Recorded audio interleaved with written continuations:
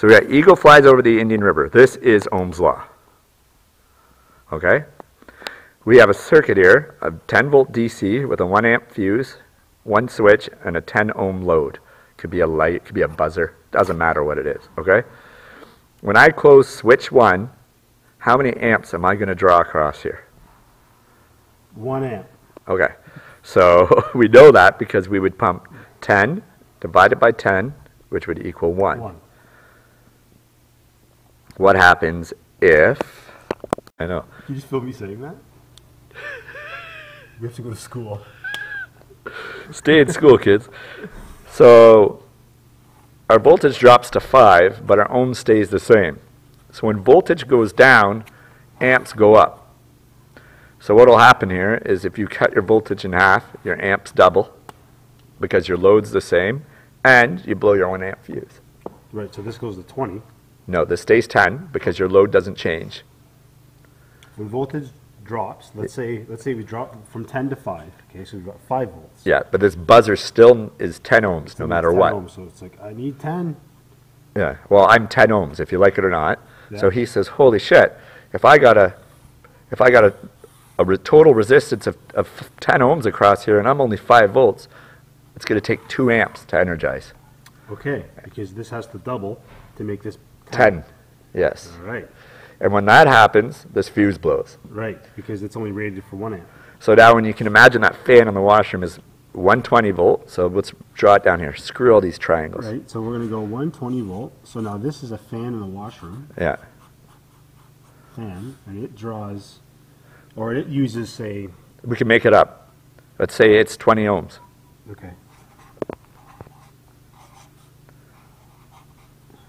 So now if you figure out the amps for that, it would be 60 amps, which is huge. So let's make this 200 ohms. So it'd be 6 amps, right? Yeah.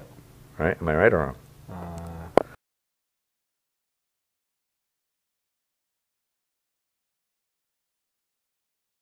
For the sake of being retarded, we'll make this 240 so we know this is 2 amps. So that's 2 amps. 2 amps. Yeah. Now on a motor, the coils are rated for a certain amp. They have an insulation around them, and if they heat up or decay or whatever, then it leaks, and no longer the motor operates. So at 120, when this is all rated, it's only designed to be running at 2 amps. Now if this voltage drops, To say anything, go crazy, 60. 60, yeah, let's keep it the math simple. So now what has to happen is, because no matter what, that's still 240. So this son of a bitch has to double to 4 amps. Right. So now this fan that would going, which would trip it. Well, let's say. Well, no, it wouldn't trip it because you have a 15 amp breaker at a house. Okay, right.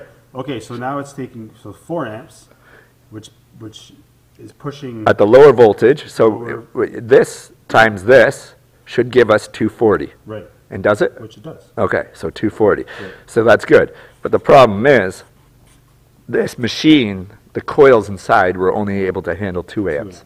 So you cook it, Right, and then it dies. right. And if you want to film me for just a moment, Yeah. what I recall in my younger years, no, I'm just kidding, because the force of the electrons coming through the wire at 4 amps is greater than at 2 amps. So what ends up happening is the electrons fry the wire. That's all. Yeah, so there's 2 laws. We got Ohm's law, voltage over amps and resistance, or you have the power one, which is wattage, voltage, and amps. Watts equals amps times volts. So if any of these things change, the other one has to compensate. So the example we used here is 1 horsepower, 600 volts. It's going to get you approximately 1 amp.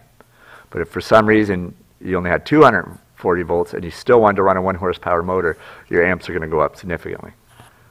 And well, that's the whole point. And then we already went over the resistance one before. So yeah. Listen to this. Listen to these gloves. Why are they so... It's like frickin' popcorn. That's nasty.